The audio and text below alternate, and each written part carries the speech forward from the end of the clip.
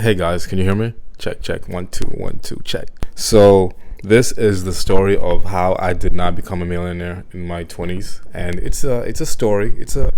I believe it's a good story. It depends, right? If you see it, if you watch it, and if you watch it all the way, it's a good story. But if you're like, this story kind of sucks, this story is kind of lame, I'm gonna jump off the video, then I guess I kind of failed on that agenda. But I think it's a good story. So.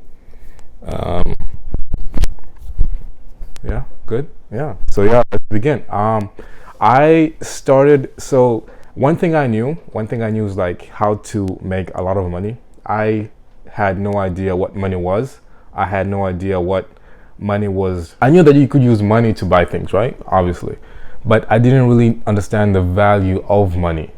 Now, I understand it way more than I used to. But I always knew that business was the way to make money, to make a lot of money, to make a ridiculous amount of money. So I already knew that at a young age. So I'm glad that I knew that. So business, that's how I started. The first business I started trying to be a millionaire, trying to get money so I could do whatever I want to do, was photography. I started doing photography when I was about 20. Me and a friend, we put money together and we bought a camera. It was a T3i. We bought a camera together, and with that we started taking pictures, videos. He started his own clothing line, he did his thing, and further down the line I also started mine. But in the beginning it was photography. While talking to people at work, while conversing, while talking about, hey, maybe I should take your pictures here and there, prices, this and that. So I made money with photography in the beginning, and then weddings come about, and then you're like, okay, I can do video as well.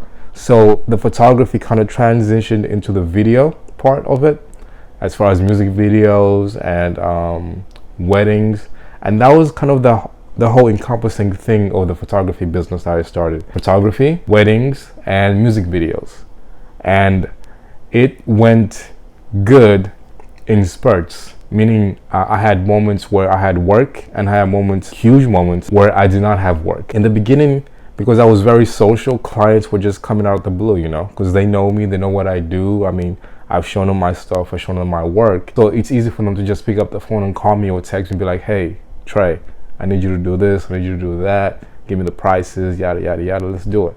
And I was down. But once that circle kind of dilutes, or once you're no longer in that circle, or once you move, or once you change jobs, that kind of dwindles down. And now you're searching for jobs, which is not bad.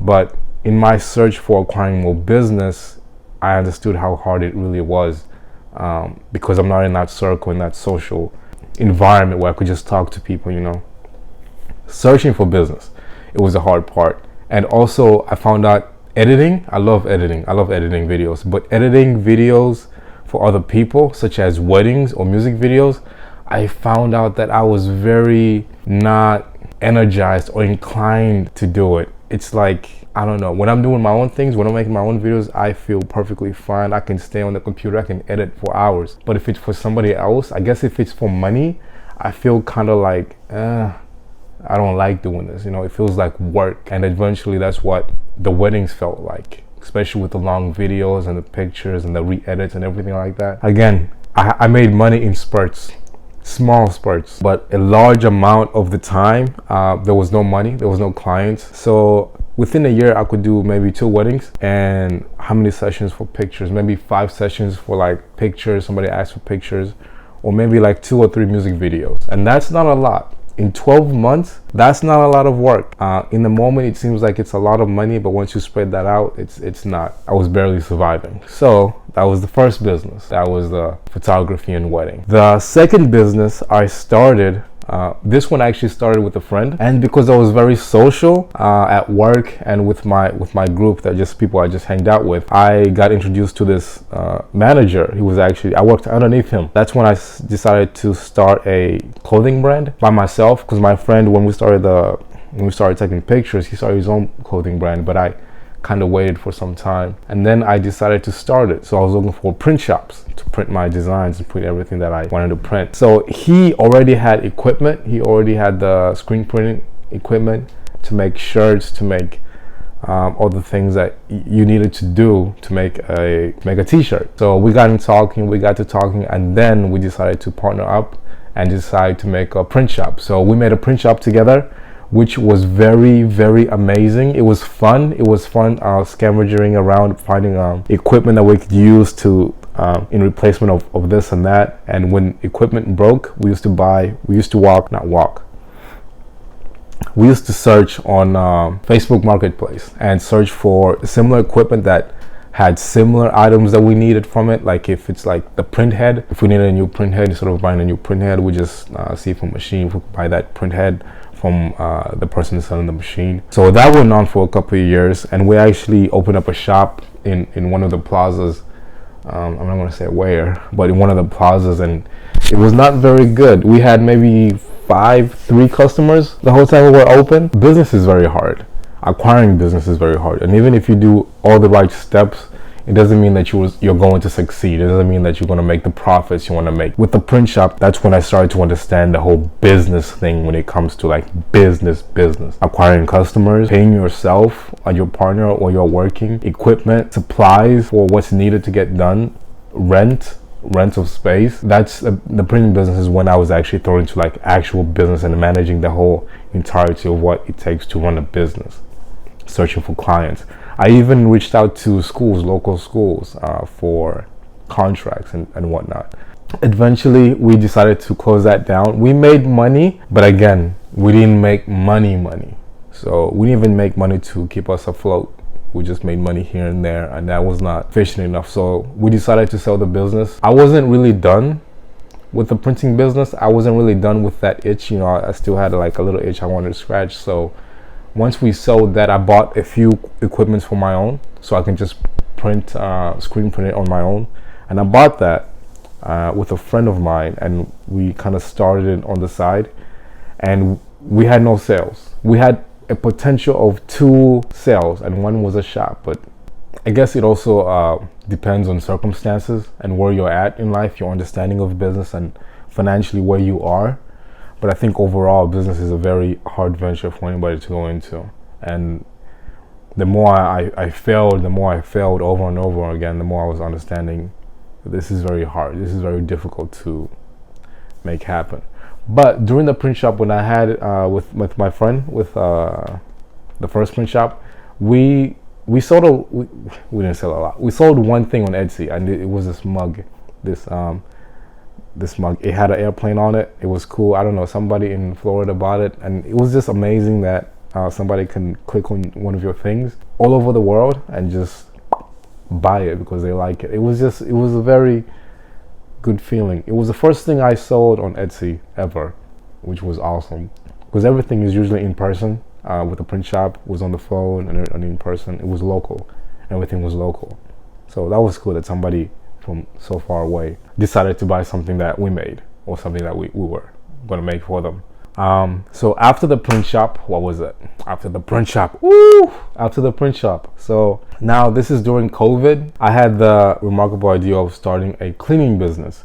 I watched video after video after video over how to start a cleaning business, how to acquire business, how to acquire customers. So I did my thing, I did my research, and I started it on my own with the help of my brother.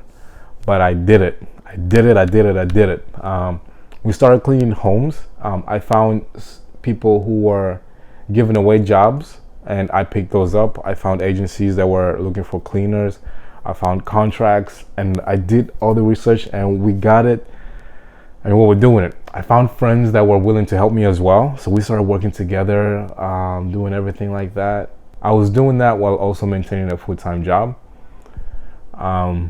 which was inconveniencing sometimes. It was hard, but then I found out that I couldn't maintain the business to the level I would have liked to, because the amount of effort put into the business as far as cleaning, I had to be there as well.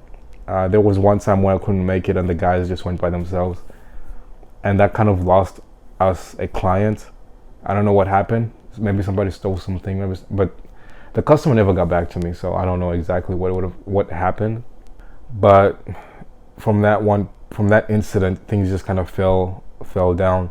I had employees that drank on the job, and not like they even brought their own drinks, but they drank the customers, like they went into their winery and drank something over there, and it was very peculiar because I couldn't understand their motive of doing that. I apologized to the customer. I did what I could, and we moved on.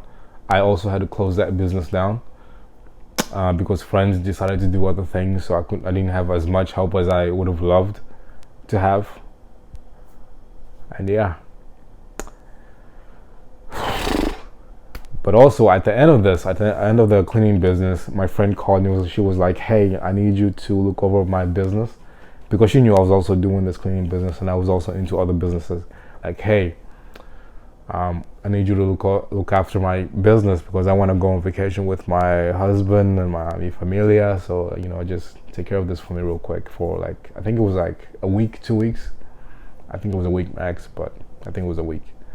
But yeah, now going into her business, taking care of that, I saw the numbers, I saw the charts, and I was like, "Oh, baby, can I do this? Can I do this?" So when she came back, I told her my interest into the whole business. I was like, "Hey, I'm interested in what you're doing. I'm interested in what you're doing with your family. I would like to learn, I would like to learn." And it was the gutter business. Basically, it's a business where you install gutters around the house, around the property, downspouts, just maintaining the water around the house, and make sure the water goes where it needs to go and not staying where it doesn't need to be staying, not causing any damages to the foundation. So yeah, talk to her. I started training. I trained for about 8 months. 8 months, yeah, for about 8 months. And then the guy that I started the first printing shop with, I talked to him like, "Hey, this looks like we can actually make money off this," because I knew he also wanted to make money. I knew he also wanted to do other things. So I talked to him. I was like, "Hey, we can start this together." And we did. We financed the machine. He already had a truck. We bought a trailer. We hooked it up. We started the business, and I called roofers. I called a lot of roofers around the area, all over, call after call after call after call. And then we picked up three roofers that we had work constantly going on, and it was amazing. My brother helped out on a few houses. His friends came in. He knew a lot of people. He's very social, so he brought in a couple of his friends to help out the team, help out the crew. And it was fun working with my brother, working with my friend, and that environment was very good. We made money. We actually made money with this business. The thing is, we had payments on the machine, and that took a lot of money away from what we could have been ultimately making. That was also a stress. Even more so, my partner was already working another job, so he couldn't really work full time, and my brother already had another job, so they couldn't help me full time. So it was basically me and whoever I could get in the meantime to help me out, which was it was a headache finding somebody to help you do a job, because sometimes you just have to do it on your own. Sometimes as the business owner, as the boss, you just suck it up, be like, "Hey, this needs to get done, and I need to do what I need to do." So that happened more often than not, which was very stressful on myself and on my body. Hanging gutters is a very physical job. It's a physically demanding job, and I couldn't maintain it on my own. So with that as well, we talked about it. Me and him, and we decided to close that business down as well. And that's where I am right now.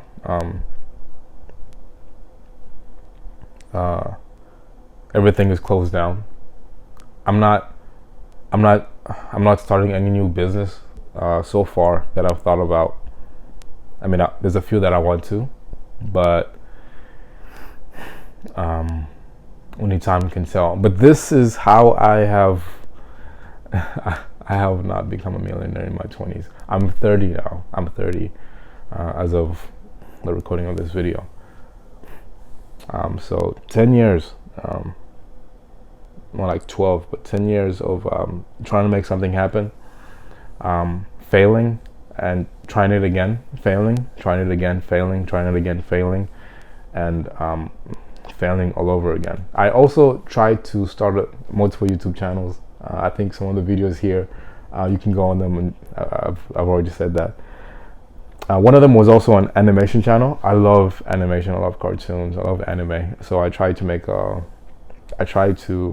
start an animation channel as well. There's a few animations here if you want to watch on the channel, but I tried to do that as well, and I didn't see the followers, I didn't see the views, I didn't see the engagement I would have liked, so I also stopped that as well. And I know that we're supposed to like make stuff for us, right? As far as arts and stuff, but it's good when you can see other people enjoying what you enjoy and engaging in the way that you want them to engage with your stuff.